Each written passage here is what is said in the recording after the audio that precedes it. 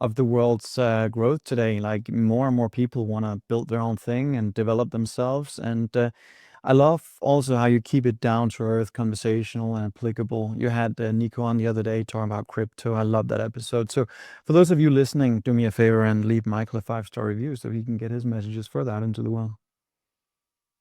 Thank you for that, and I appreciate that as well. And yeah, I'm very fortunate that I get to speak with great leaders from all across the planet, including yourself. So I don't take it lightly, and I always appreciate it. And I learn just as much, if not more, than a lot of my audience members. So why don't you share a little bit about you? Because you do some really, really interesting work when it comes to leadership, and how you approach it is a bit different than what I've seen other people do. So why don't you share a little bit about that?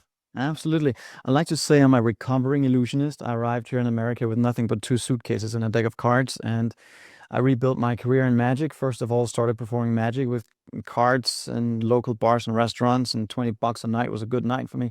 Got my visa approved, and I started doing larger shows on cruise ships and television, and my career grew really fast, and to a point where I looked in the mirror and I was really unfulfilled. The dream that I had was the one I was living, but it felt really hollow just getting the audience to ask themselves the question, how did you do the trick? Because at the end of the day, I didn't care if they figured it out.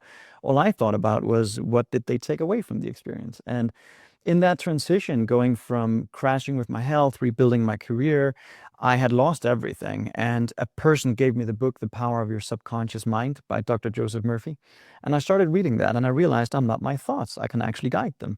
And in a year, I went from struggling, surviving on tips to producing these multi-million-dollar production shows. And I realized it wasn't an accident. It had something to do with my new way of thinking. And I became obsessed with finding out more. So I studied personal development, quantum physics, spirituality, trying to figure out what the heck happened to me. And I made a decision at the time that I was going to quit entertainment, take everything that I had learned, keep studying, work with the best in the world in personal development, and bring together those two worlds. And that's what I did. In 2016, I attracted Bob Proctor into my life. He became a good friend of mine. He was recognized as one of the global thought leaders in personal development at the time. And he and I co created a program called The Secret to Real Magic. I copyrighted Real Magic Live, which is now a hybrid between a show and a seminar. We've helped 10,000 clients. We've generated a little north of $12 million in 8 years. And today I lead a team of 5 people who are all committed to helping millions of people in the future lead better, richer, and more fulfilling lives. And that's the short version of the story. Yeah, yeah. It had me at Bob Proctor. I'm just kidding. No, Mr. Proctor. Yeah, legendary when it comes to, and you were fortunate enough to work with him, and I've had the pleasure to know people that have worked with him, and they all say the same thing. It's like what you saw, on the stages and in the videos and things like that was the same person you saw, you know, when you're just sitting at a coffee table having a conversation about anything. And it just, he would just one of those gifts. I mean, that's, probably the simplest word I could think of what, he has, what he did for all of us from a leadership standpoint or personal development or just how to live life and how to approach life. And that's the thing about it. And with, coupled with, the work that you do and the experiences you had, obviously navigating, you know, 2 suitcases and coming here and with a deck of cards and manifesting that, and you're not the first person I've heard say this. You get to what you want. "This is what I want." And you get there and you go, "Wait a minute, I don't want this."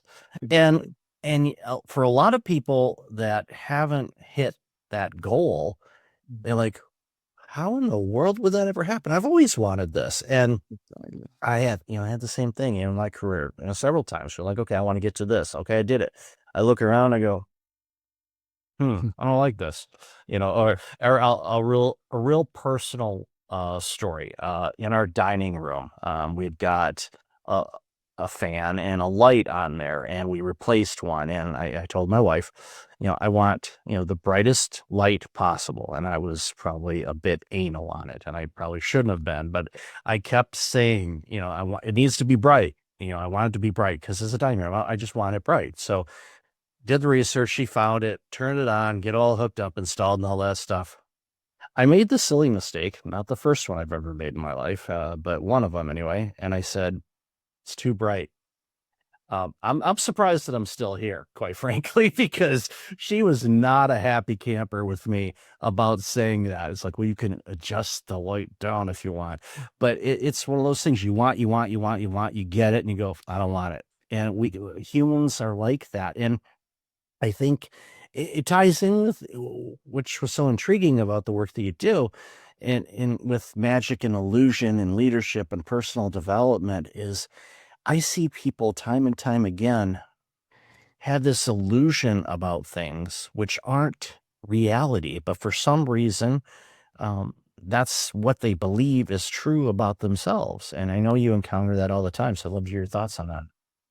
Well, it's great question, Michael. It's not who we are that holds us back really, because there's infinite potential within us, and that's what keeps seeking expression within through us and the goals that we set, which is the reason why once we get there, we realize it wasn't about the goal in the first place. It was about the growth. But there is that infinite potential, and so it's not who we are at the core, it's who we think we're not that limits us. All the wrongful ways of thinking, the associations, and illusions are just really things that are wrongly perceived or interpreted by the senses, and we create illusions all day long.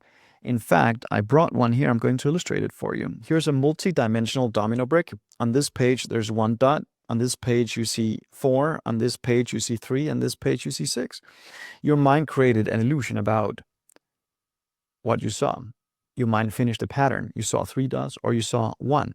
We never seen this pattern before, so we didn't see it. The mind finished the story. We finish stories all day long, or our mind does it on our behalf. Of course, the same was true on this side. You saw six dots or you saw four. The mind never seen this pattern, so of course we didn't see it. Now, as an illusionist, our job is to keep challenging those assumptions, and if I've done it correctly, you will see three dots on this side and you would see eight on that.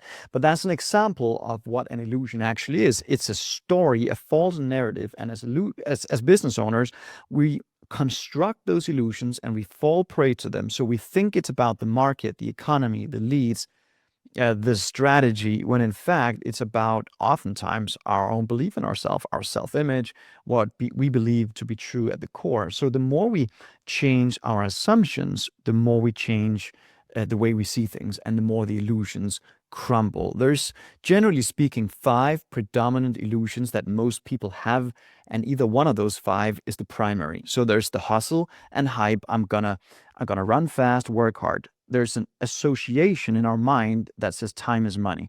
So a lot of business owners kill themselves slowly. They just don't know they're doing it to themselves. What they haven't learned is to raise their value level high enough to where they can create what they want in the time frame that they want. Then the next one is luck. We stake our odds on something outside of ourselves, hoping that things will change, the economy, the investor, whatever. I lived in a city called Las Vegas 5 years too long, and people travel there from the entire world to gamble on anything outside of themselves. And that's a perfect illustration. We have fear. A lot of business owners fear, constantly fear. And like Bob Proctor said, fear can kill you faster than a speeding bullet can. And it really can. Fear is a mental disease, and we can rid ourselves of it by integrating faith, a faith based on understanding and a higher level of awareness. But faith and fear both demand we believe in stuff we can't see. But that's the third illusion. The fourth one is lack and limitation. So we're conditioned to look for resources outside of ourselves and measure everything that isn't there, as opposed to developing the inner resourcefulness. Like Bob said, we're already rich. Most people are just a little short of cash. So it's just a matter of developing a higher level of consciousness. And then we become more resourceful. And that's the real key. And the fifth one is knowledge. My gosh, people are so stuck. If I just need more knowledge. If knowledge was the gig, the deal, ChatGPT would have solved all the world's problems, but it hasn't. And so people still strive for the next education, the next course, the next program, thinking that that's the golden ticket. And it's not. It's the integration of knowledge with behavior that really solves the problem for most business owners. We already know what to do. Most people are just not programmed to do it. So they have that conflict, and it gets bigger and bigger. The older they get, the bigger the difference between what they know and what they actually execute on. And that's one of the things we work with in our illusion to integration framework, because none of us need more information. We just need to integrate more of what we already know habitually. And that's when results starts to change. I thank you for sharing the chat GPT analogy. It's like everybody thinks, okay, everything's going to be solved. It's like, yeah, it depends on what everything is, because everything to me is different for everything to somebody else. And I think that, eh, reflecting on this a bit, it comes to a situation where, you said fear or faith, both of them are, you have to believe in what you can't see. And if you look back at your life in challenging times, and I have a lot of people that have been on the show, it seems like pretty much that's the common denominator for all of us. We've all been through something, or, maybe a few things. We got through it, and maybe not unscathed, but when I turn this body in, I want it to be fully used up. I don't want to leave anything behind. Why? Because I want to experience life. It's not this fear I'm going to miss something. It's more of I want to experience things and learn from it and grow from it and say, okay, how do I implement this new knowledge with something? And there's so many of us, we're all guilty of this where, we'll see a lead magnet, we'll download the free PDF. Our download folders have hundreds, if not thousands of PDFs that we never read. And now you could use AI and say, hey, summarize all these for me. But, it's a side pro tip if you want to. But again, it comes down to, are you just collecting information, or are you actually doing something with it? Are you growing from this? What's your goals? Go ahead. No, I was just going to piggyback on that because it's important what you're saying. We won't integrate and we won't do things if we don't have a desire back of it. Desire is the unexpressed possibility within, seeking expression without, with, and through us. And that's where it begins. That is the cornerstone. Like, if I don't have a burning desire for a better result, I just won't do much. I will gather the information, my body won't move. And I won't understand, I don't understand why I don't move on the opportunities, why I don't do the things I know I should be doing. Most of the time, it's because people fall into the A or B trap. So there's three ways of setting goals: A goals, B goals, and C goals. And we have established we're not setting goals to achieve them. We're setting goals to stay in growth mode. Like you say, when I get to the end of the road, like I want to make sure like I've had a fun ride on this plane. Like I really want to make sure I get the most out of it. So we are desiring better, but most people set an A goal is what they know how to do. There's no growth there. There's no inspiration.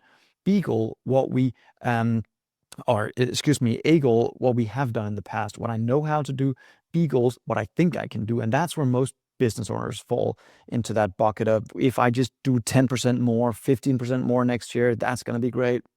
I saw Bob once coach a group of attorneys, and it was actually a law firm, and they were setting goals, and they fell into that bucket about 20% growth. And he said, "Well, how about 800%?"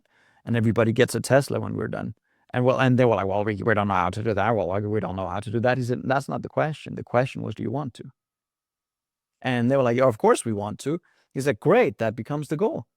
And now we log on to it and we change the paradigm about what that means to produce at that level without running faster. They achieved 800% growth, not even in a year, in 3 months, because they started with what they wanted. And that's the C goal. That's what we really want. And that requires the imagination to get into play. But once we do that, that's how I coach my clients. It's always in 10x or more, and not for the sake of the number, for the sake of the growth. We had a client that went from 100K a month to 1.1 million in a month in a year and a half. I did this. I went from 40 grand a year to 750 the first year, thinking, what the heck happened? But it was all because we allowed ourselves to think, what do I really want? And that's why most people don't move on the information that they know they should be integrating, because they have no desire for better. They think they do, but they really don't. Yeah, I think a lot of it is fear of, and they'll say, well, I can't make, 6K a month. Okay, well, you already, that's your goal. I can't make 6K a month. Exactly. Like, why are you doing that? It's like, or 60K or 100K or whatever. And you're like, wait a minute, why are you limiting yourself? Mhm. And again, a lot of it could be just conversations they had from their past, limiting beliefs, not understanding, the power of looking in the mirror and telling yourself, you know, 10 times every morning, I am, amazingly thankful and privileged that I earn X dollars a month from my business. And you look at yourself in the eye and you say that, and you do it time and time again. When you first start doing it, you be like, okay, yeah, whatever. But then all of a sudden that you feel it because it's there. And then you proceed and you operate and you learn how to do things. My business, I started this with an idea. It's a concept. I'm like, what do I want to do? And I did this and I'm thankful for it.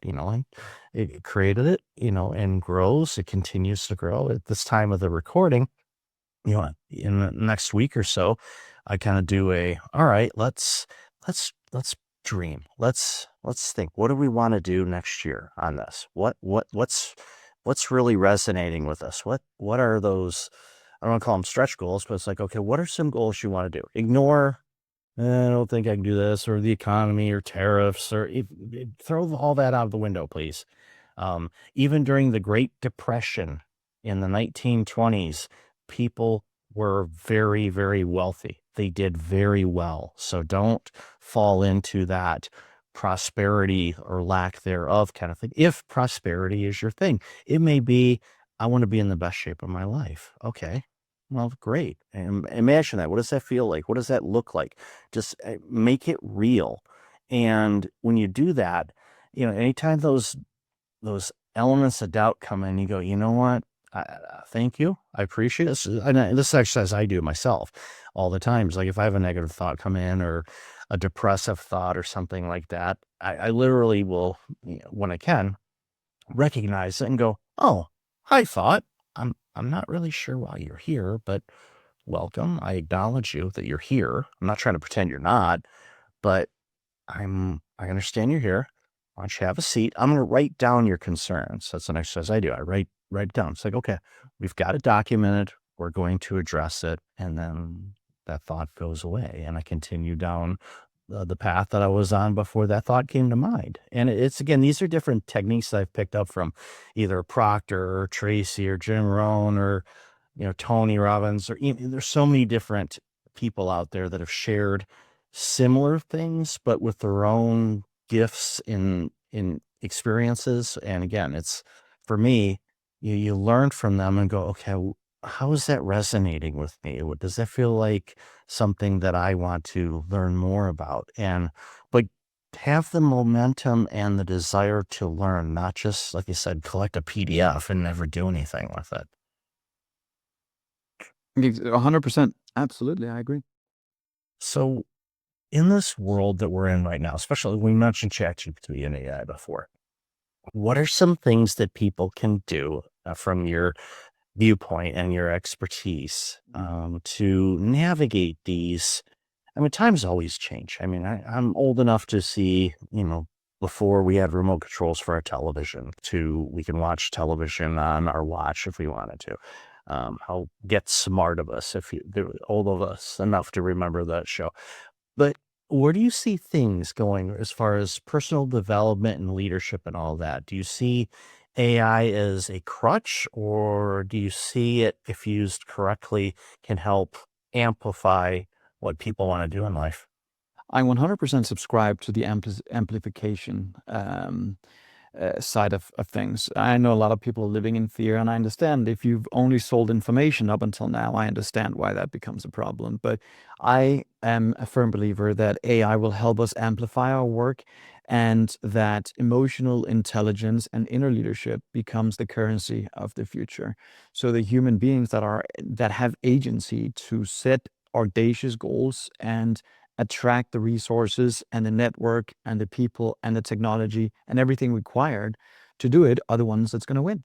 As an example, we transitioned actually in our business, going from predominantly online coaching, to live event based with Real Magic Live, to create more experiences around it, where we're focused on integration. Because at the end of the day, Michael, humans are humans, and we crave connectedness, and we crave learning together and raising our conscious level of awareness.